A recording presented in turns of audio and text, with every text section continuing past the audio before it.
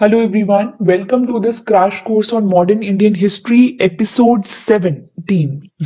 Okay, episode 17 की शुरुआत करते हैं। लास्ट एपिसोड में हमने रेवोल्यूशनरीज के बारे में डिस्कशन किया।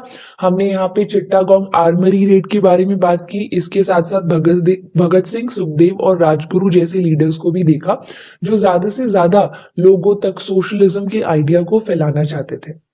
लेकिन इस बीच बहुत सी दूसरी चीजें भी हो रही थी एक साथ, तो चलिए उसके बारे में भी चर्चा करते हैं। 1927 के इस पीरियड की शुरुआत करते हैं और देखते हैं कि आखिर क्या क्या हुआ। So first of all we need to understand कि जो आपका government of India act 1935 government of India act 1919 जो आया था, उसमें एक प्रोविजन था जिसके तहत ठीक 10 साल बाद यहां पर एक कमिटी बिठाई जाएगी जो कि गवर्नमेंट के एडमिनिस्ट्रेशन का रिव्यू करेगी। यानी कि गवर्नमेंट किस प्रकार से काम कर रही है, गवर्नमेंट ऑफ इंडिया एक्ट 1919 के तहत किस तरह से चीजें चल रही हैं, वो सब यहाँ पे चेक करने का काम ये कमिटी करेगी। लेकिन ठीक 10 साल बाद, यानी एक कमिटी 1929 में आएगी। But there was one committee जिसे हम साइमन कमिटी के नाम से जानते हैं, जो कि एक स्टैट्यूटरी कमिटी थी। वो 1927 में भारत आई और इस स्टैट्यूटरी कमिटी में एक भी भारतीय नहीं था। ऑब्वियसली वो इंडिया के एडमिनिस्ट्रेटिव सिस्टम को यहाँ पे चेक करने वाले थे, उसका रिव्यू करने वाले थे और उसके बाद कुछ सजेशंस भी देने वाले थे। उसके बावजूद भी इसमें एक भी इंडियन मेंबर नहीं था।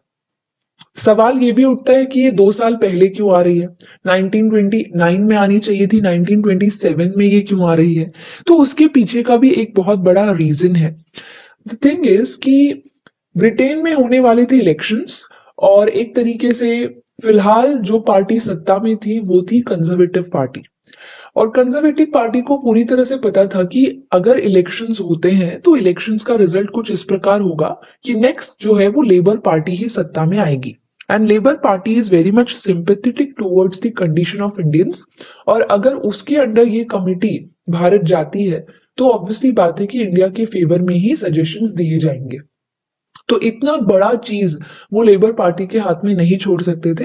इसी वजह से इलेक्शंस होने से पहले ही इस कमेटी को भेज दिया गया, साइमन कमेटी को। तो साइमन जो है वो चेयरमैन है इस पर्टिकुलर कमेटी के। एंड ये जो कमेटी है ये कहती है कि इंडिया अभी तैयार नहीं है आजाद होने के लिए, सेल्फ गवर्नेंस के लिए अभी काफी समय लगेगा। साइमन कमेटी जो है वो बहुत से सजेशन सामने रखती है। लेकिन जब ये कमेटी भारत आई तो इसका पुरजोर विरोध किया गया हर तरह से। साइमन गो बैक के नारे लगाए जा रहे हैं। कांग्रेस अपना मेड्रास सेशन कर रहा है, उसमें यहाँ पर ओपनली वो हर स्टेज पर इस कमेटी को बॉयकॉट करने के बारे में कह रहा है। इवन यहाँ पे आप देखेंगे उस समय के एक बहुत ही महत्वपूर्ण लीडर यहाँ पे लॉर्ड ब्रिकन हेड जो है वो एक तरीके से यहाँ इंडियंस को चैलेंज करते हैं कि अगर वाकई में भारत आजाद होने के लिए तैयार है तो क्यों ना आप एक ऐसा कॉन्स्टिट्यूशन बनाकर दिखाओ, ड्राफ्ट करके दिखाओ जिसको भारत का हर सेक्शन अप्रूव करे। तो ये चैलेंज यहाँ पे लॉर्ड ब्रिकन हेड ने दिया। तो यहाँ पे कांग्रेस के नेता मोतीलाल नेहरू ने इस चैलेंज को एक्सेप्ट किया और उन्होंने कहा कि भारत बिल्कुल तैयार है यहाँ आजाद होने के लिए और मैं एक ऐसा कॉन्स्टिट्यूशन जरूर प्रिपेयर करके दिखाऊंगा। और ये जो उन्होंने कॉन्स्टिट्यूशन ड्राफ्ट किया बेसिकली ये नेहरू रिपोर्ट कहलाता है। नेहरू रिपोर्ट जो है वो ऑब्वियसली बात है कि यहाँ पे मोतीलाल नेहरू ने तैयार तो की लेकिन काफी हद तक वो उसमें फंसते चले गए। नेहरू रिपोर्ट में बहुत से पॉइंट्स थे, जैसे कि भारत को डोमिनियन स्टेटस दिया जाना चाहिए। इसके इसके साथ साथ यहाँ पे 19 फंडामेंटल राइट्स के बारे में भी बात की गई कि भारत एक सेक्युलर कंट्री बनेगा।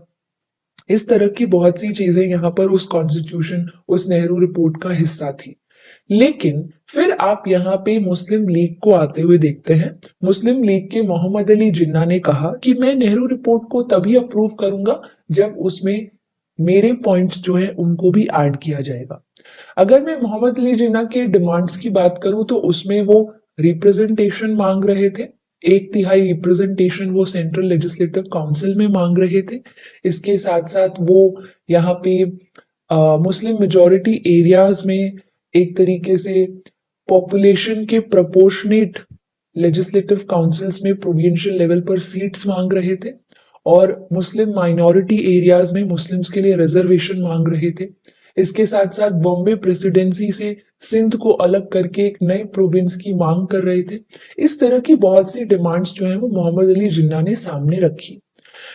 मोतीलाल नेहरू ने अपनी रिपोर्ट में उनको काफी हद तक ऐड करने की कोशिश की, लेकिन मुस्लिम लीग की डिमांड को पूरा करते करते यहाँ पे दूसरे जो एसोसिएशंस थे जैसे कि हिंदू महासभा जैसे, वो भी यहाँ पर अपनी डिमांड्स लेकर सामने आ गए और काफी हद तक ये देखा गया कि जो भी पॉइंट्स यहाँ पे लॉर्ड ब्रिकिनहेड के द्वारा सामने रखे गए थे कि भारत अभी तैयार नहीं है, अभी भारत में बहुत से कॉम्युनल इश्यूज हैं and it's quite difficult to frame और ड्राफ्ट अ कॉन्स्टिट्यूशन जिसको भारत का हर हिस्सा अप्रूव करे, वो काफी हद तक सही हुआ।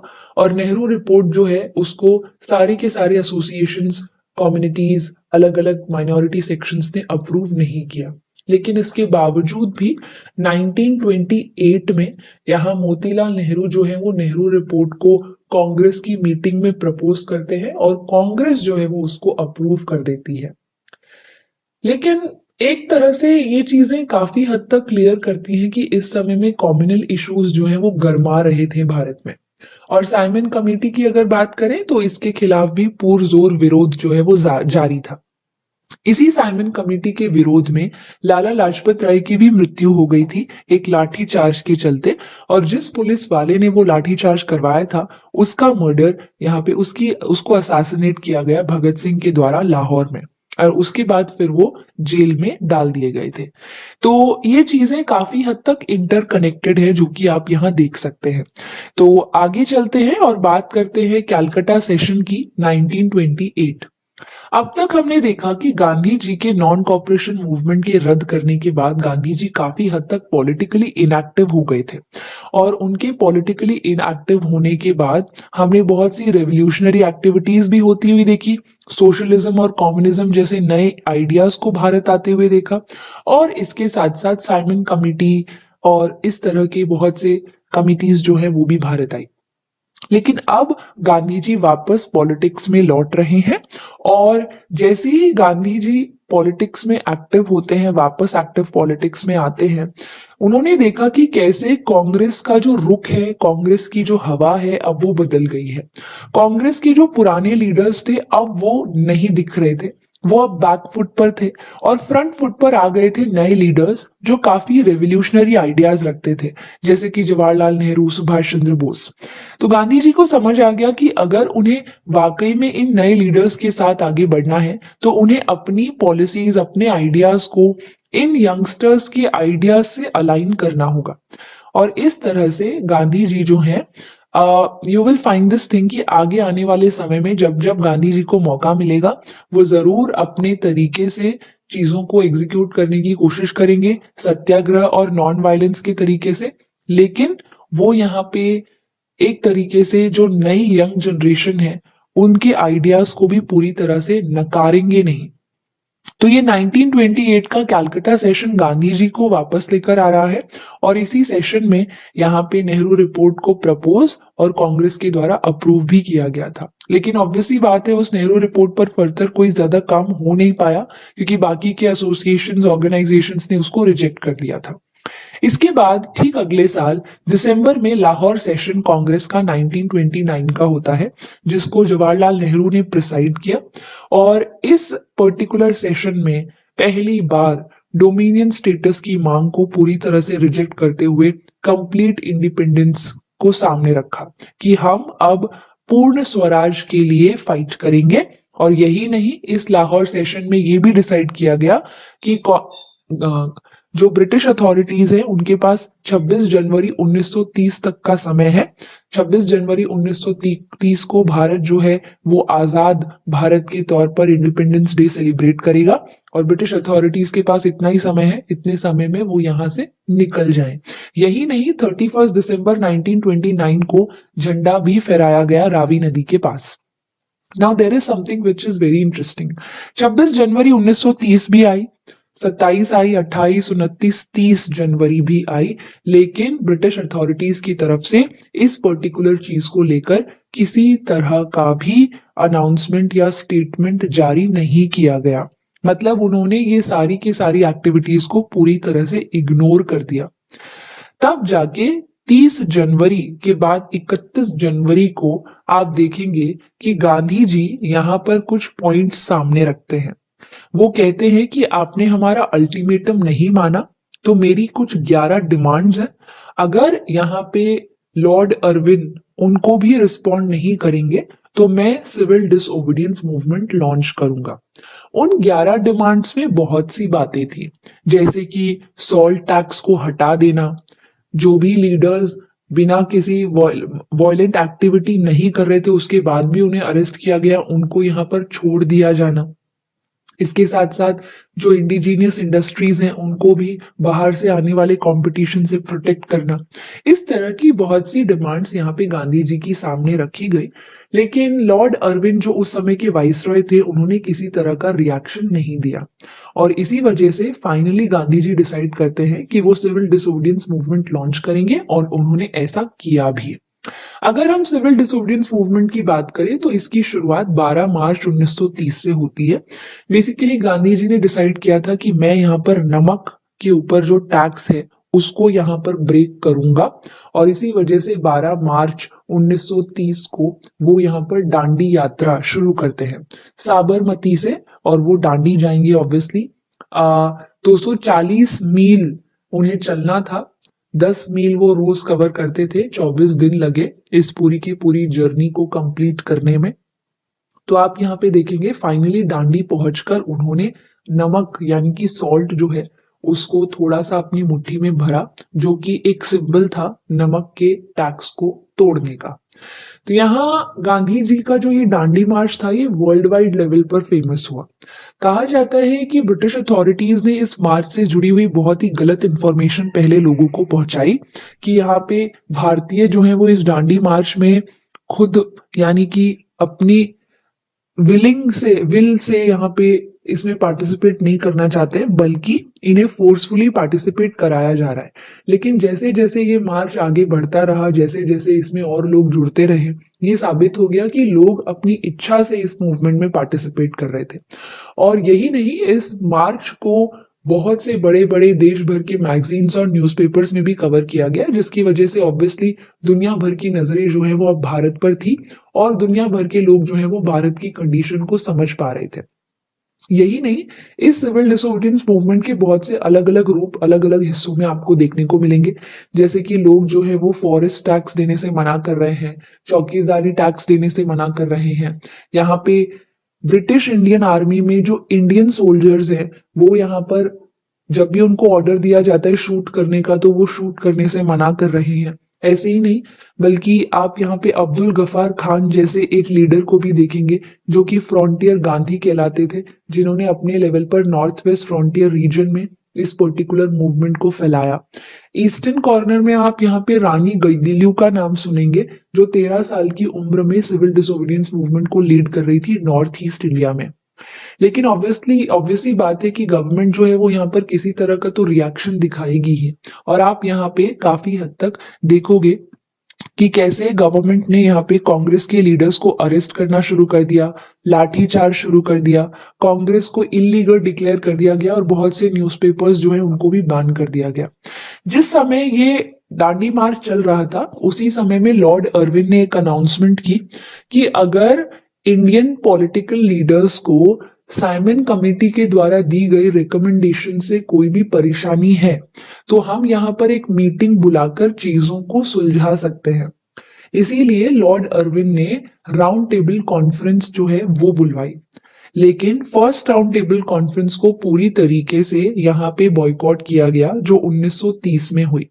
कांग्रेस ने उसको पूरी तरह से बॉयकॉट किया क्योंकि लॉर्ड अर्विन ने किसी भी डिमांड पर यहाँ पे किसी तरह का रिएक्शन नहीं दिया था।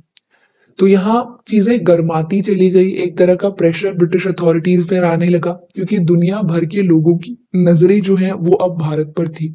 इसीलिए लॉर्ड अर्विन प्रेशर में आकर डिसाइड करते हैं कि मैं गांधी जी के साथ डिस्कशन करूंगा और उनको तैयार करूंगा कि एटलीस्ट वो सेकेंड राउंड टेबल कॉन्फ्रेंस में जरूर आए। तब जाके गांधी जी और लॉर्ड अर्विन के बीच में गांधी अर्विन पैक्ट साइन होता है। यहाँ पे मार्च 1931 में आप देख सकते हैं। इस पैक्ट के तहत गांधी जी को सिविल डिसोबीडियंस मूवमेंट सस्पेंड करना था और सेकेंड राउंड टेबल कॉन्फ्रेंस में पार्टिसिपेट करना था। और लॉर्ड अर्विन को यहाँ पे जितने भी पॉलिटिकल लीडर्स जो बिना किसी वायलेंस के पीसफुल प्रोसेशन कर रहे थे उनको यहाँ पर छोड़ना पड़ेगा। इसके साथ साथ सॉल्ट के ऊपर जो टैक्स है उसको हटाना पड़ेगा। इसके साथ साथ पुलिस की पुलिस का जो पावर्स है वो किस हद तक है उसको डिफाइन करना पड़ेगा। भगत सिंह सुखदेव राजगुरु जो हैं उनकी भी फांसी की सजा जो है उसको आजीवन कारावास में बदलने की मांग भी गांधी जी ने इस पैक्ट के दौरान रखी। लेकिन इस मांग को लॉर्ड अर्विन ने एक्सेप्ट नहीं किया एंड बाकी की डिमांड्स को उन्होंने ऑब्वियसली मान लिया था। एक ये मांग और एक ऑब्वियसली ब्रिटिश पुलिस जो है उसकी पावर्स किस हद तक है उसको डिफाइन करने का जो पॉइंट था उसको छोड़कर लॉर्ड अर्विन ने सारी डिमांड्स को माना। फिर गांधी जी ने इस पैक्ट को साइन किया। ऑब्वियसली भगत सिंह सुखदेव राजगुरु इस समय तक आते आते बहुत ही पॉपुलर लीडर्स बन चुके थे और वो भी यही चाहते थे, मतलब जितने भी यंग लीडर्स थे वो ये चाहते थे कि उनके जो आइडियल है वो जेल से बाहर आए। लेकिन जब गांधी जी ने इस डिमांड को पूरा न करने पर भी पैक्ट साइन किया तो यंगस्टर्स जो है वो गांधी जी के काफी खिलाफ हो गए। इस गांधी अर्विन पैक्ट को एंडोर्स करने के लिए 29th ऑफ जनवरी को 29th ऑफ मार्च 1931 को कराची सेशन बुलाया गया जिसमें ऑब्वियसली इस पैक्ट का एंडोर्समेंट होना था और कुछ बाकी की चर्चा भी हुई। लेकिन जब गांधी जी कराची सेशन अटेंड करने जा रहे थे तो रास्ते में उन्हें बहुत से काले झंडे जो हैं वो भी देखने पड़े। सो यंगस्टर्स वर नॉट हैप्पी क्योंकि 29th ऑफ मार्च को कराची सेशन हुआ और ठीक 23 मार्च 6 दिन पहले ही भगत सिंह सुखदेव और राजगुरु को फांसी दे दी गई थी। तो यंगस्टर्स बहुत गुस्साए हुए थे लेकिन उसके बावजूद भी कांग्रेस ने इस पर्टिकुलर पैक्ट का एंडोर्समेंट किया। पूर्ण स्वराज जो है उसको रीआइटरेट किया, फंडामेंटल राइट्स के बारे में रेजोल्यूशंस पास किए और न्यू इकोनॉमिक पॉलिसी के बारे में भी चर्चा की। कराची सेशन के ठीक बाद Gandhi ji second round table conference को अटेंड करने जाते हैं लंदन। यहाँ पे सेकेंड राउंड टेबल कॉन्फ्रेंस में आप मुस्लिम लीग के रिप्रेजेंटेटिव्स, हिंदू महासभा के रिप्रेजेंटेटिव्स, प्रिंसली स्टेट्स के रिप्रेजेंटेटिव्स, दलित्स के रिप्रेजेंटेटिव डॉक्टर BR अम्बेडकर इन सबको वहां पर देखेंगे। लेकिन इस राउंड टेबल कॉन्फ्रेंस का कोई रिजल्ट नहीं आया, बल्कि वहां पर ये सारे के सारे रिप्रेजेंटेटिव्स एक दूसरे से ही टकरा गए। सिर्फ एक चीज जो सेकेंड राउंड टेबल कॉन्फ्रेंस से हुई वो ये थी कि डॉक्टर BR अम्बेडकर को कॉम्युनल अवार्ड दिया गया, यानी कि दलित जो हैं उन्हें भी अब यहाँ पे सेपरेट इलेक्टोरेट के राइट्स मिलेंगे इलेक्शंस के दौरान। गांधी जी वापस आ गए हताश होकर। उन्होंने अपना पॉइंट, भारत की आजादी का point obviously second round table conference में रखा, लेकिन उसके ऊपर किसी तरह की चर्चा नहीं हुई बल्कि वहां पर बहस शुरू हो गई। गांधी जी वापस आकर सिविल डिसोबीडियंस मूवमेंट को लॉन्च करने की, रिज्यूम करने की कोशिश करते हैं, लेकिन तब तक वाइसरॉय बदल चुके थे, लॉर्ड विलिंगटन, और उन्होंने यहाँ पर कांग्रेस को इलीगल घोषित करके गांधी जी को अरेस्ट कर लिया और गांधी जी एक बार फिर से जेल में चले जाते हैं। उनके पीछे से सिविल डिसोबीडियंस मूवमेंट को भी धीरे धीरे करके मई 1934 तक पूरी तरह से विड्रॉ कर लिया गया। वहीं अगर हम बात करें गांधी जी की, तो गांधी जी जेल में रहकर यहाँ पे हंगर स्ट्राइक करते हैं इस चीज के खिलाफ कि डॉक्टर BR अम्बेडकर जो है वो लंदन से कॉम्युनल अवार्ड लेकर आए। वो नहीं चाहते थे कि यहाँ पे कॉम्युनल अवार्ड जैसे सेपरेट इलेक्टोरेट जैसी चीजें जो है वो भारत की जनता के बीच में और ज्यादा सेपरेटिज्म की भावना को फैलाए। तो गांधी जी ने यहाँ पर एक ऑफर रखा कि अगर वो सेपरेट इलेक्टोरेट छोड़ देते हैं तो दलित्स को रिजर्वेशन दिया जाएगा हर एक लेवल पे। ऑब्वियसली डॉक्टर BR अम्बेडकर पहले तैयार नहीं थे, लेकिन बाद में वो तैयार हो जाते हैं एंड इसी वजह से डॉक्टर BR अम्बेडकर, भीमराव अम्बेडकर और गांधी जी के बिहाफ पर मदन मोहन मालवीय जो है उन्होंने यहाँ पर पूना पैक्ट साइन किया, जिसके तहत दलित्स जो है उनको यहाँ पर रिजर्वेशन मिला। ये पूरा का पूरा पीरियड जो है वो काफी इंपॉर्टेंट था। लेकिन ऑब्वियसली गांधी जी जब जेल में थे उस समय थर्ड राउंड टेबल कॉन्फ्रेंस भी हुई। थर्ड राउंड टेबल कॉन्फ्रेंस जो है वो एक कंक्लूजन था साइमन कमिटी का, साइमन कमिटी के रिकमेंडेशंस का, and obviously third round table से पहले होने वाली कॉन्फ्रेंसेस का। तो इन कॉन्फ्रेंस में साइमन कमिटी की रिकमेंडेशंस पर चर्चा हुई और finally third round table conference में एक वाइट पेपर तैयार किया गया कि हम लोग फाइनल क्या डिसीजन लेने वाले हैं, कौन कौन सी साइमन कमेटी के सजेशंस को हम लोग अप्रूव कर रहे हैं, कौन कौन से में हम लोग चेंजेस लेकर आ रहे हैं, ये सारी चीजें तय की गई। और ये जो व्हाइट पेपर अब यहाँ पर फाइनल कंक्लूडिंग पेपर है, यही आगे चलकर गवर्नमेंट ऑफ इंडिया एक्ट 1935 के तौर पर सामने आएगा। तो हम लोग नेक्स्ट एपिसोड में यहाँ पे obviously government of India act 1935 से ही हमारा डिस्कशन शुरू करेंगे, जिसमें आप ये देखेंगे कि इन राउंड टेबल कॉन्फ्रेंसेस में क्या चर्चा हुई थी और उसका रिजल्ट कैसे कल्मिनेट होता है गवर्नमेंट ऑफ इंडिया एक्ट 1935 के तौर पर।